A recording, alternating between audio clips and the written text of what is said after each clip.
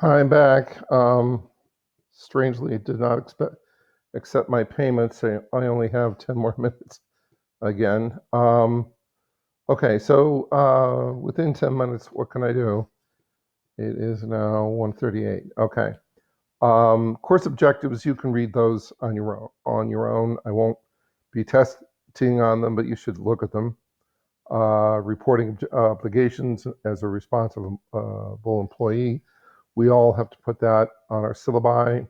Non-discrimination statement, same thing. Um, Very important that you realize that on the last day of the class, which I think is a Monday, we'll be having a comprehensive final, and everybody has to take it, no matter how well you've done during the rest of the semester. It will be divided into three major sections, and the course is divided into three major sections, three blocks. So your grade on the final is based on total number of points earned on the final. But I'll establish a curved grade for each of the thirds of the final. And you can use those grades if you wish to challenge one and only 1/3 of the course. We'll see that in a second. Here it is. You can challenge that as replaced, one and only one semester block grade with the appropriate curved score from the final. The semester block exam and the final will be compared, and the higher used to calculate your course grade. It cannot lower your score. I will curve everything, but particularly people coming right out of high school are kind of obsessed with 90, 80, 70. I don't really do that. And I can't give you a curve until I have enough data, which means probably at least 3 quizzes into a block. But the read head quizzes will be 67% of the course grade, and the final will be 33. There's no extra credit ever. And there's the challenge. The results of each third will be curved, and the system is down below. That 4.67 scale matches up. If you look in the course catalog at the grading system, you'll see that I have used the course grading, the grading system of the school to establish my curve. A's start at 4, as we can see down here, 4.0 to 4.67, A minus, etc. So it's your raw numbers are not important in terms of establishing your final grade. What's the only thing that's important is the curve score, and it's a little mysterious at first, but you'll get used to it. And I've been doing it since probably before you were born, so I just trust me in this. So there's the curves, and there's the testing. Whoops. Now notice it says here 66%. It's really 67, so now it says 67.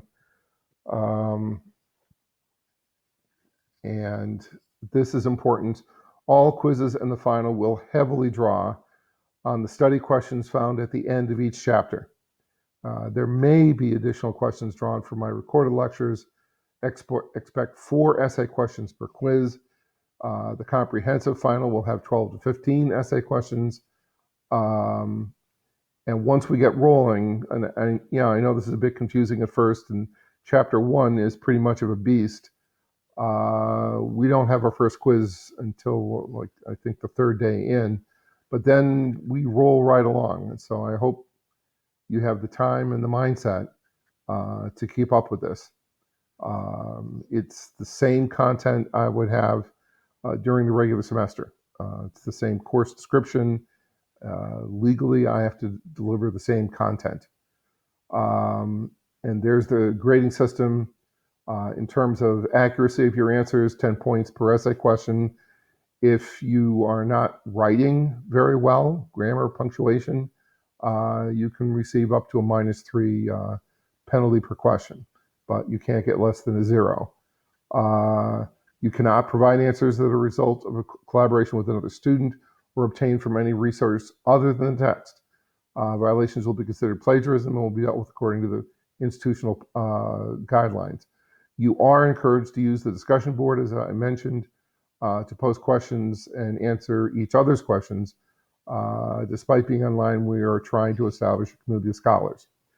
So there are the chapters, and July 10th is the first day of the quiz.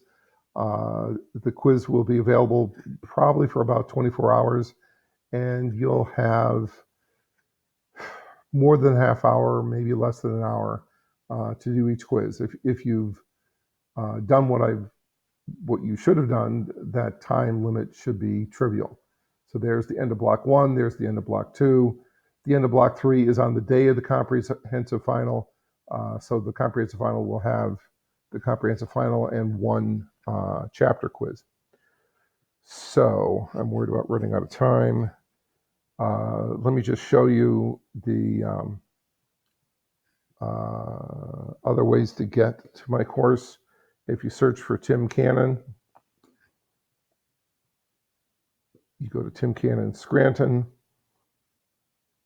you'll see here are the courses I teach. There's drugs and behavior. And this is the textbook, which you can't get to unless you're doing it online. I can. And I just want to, show you the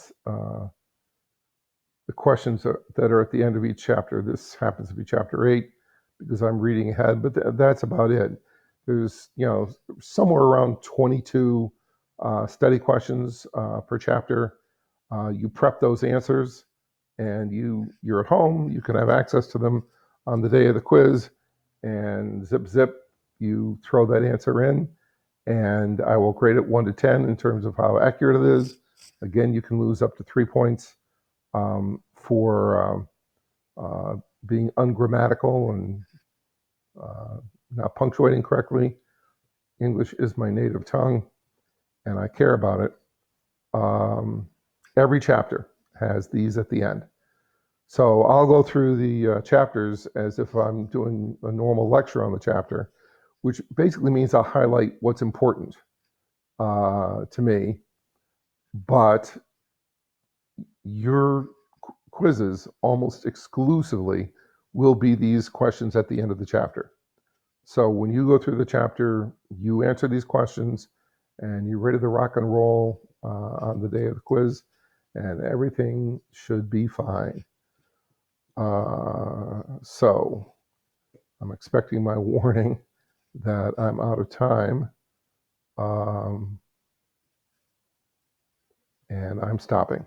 So this is my overview of the semester, and the next lecture should be about an hour, and it will deal with chapter 1. Thanks for listening.